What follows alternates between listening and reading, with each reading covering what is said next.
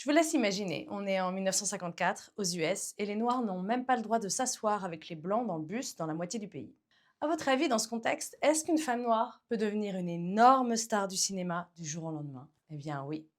Heureusement, il n'y a pas que les blondes qui font craquer Hollywood. Aujourd'hui, dans Elles se font des films, je vais vous raconter 3 choses que vous devez absolument savoir sur l'actrice Dorothy Dandridge. 1. C'est la première femme noire à être nommée aux Oscars pour un premier rôle, celui de Carmen Jones en 1954. Ce film est une adaptation de l'opéra Carmen, réalisé par Otto Preminger, et ça va être un succès fulgurant. If I chase you, then you'll get caught.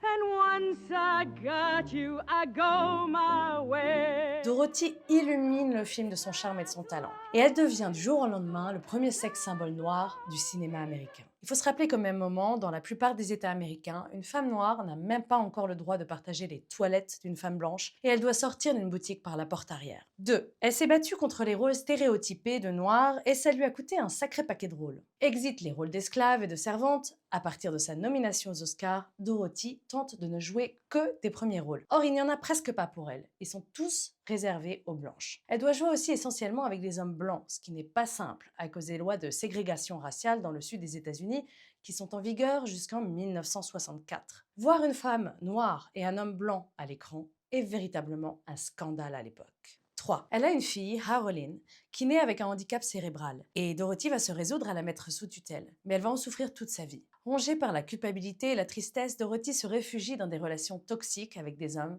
et puis elle devient accro aux médicaments et à l'alcool. On appelle souvent Dandridge la Marilyn Monroe noire, et le parallèle est entier. Non seulement elle est aussi belle que Marilyn, mais comme Marilyn, elle meurt trop jeune, à seulement 42 ans, d'une overdose de médicaments.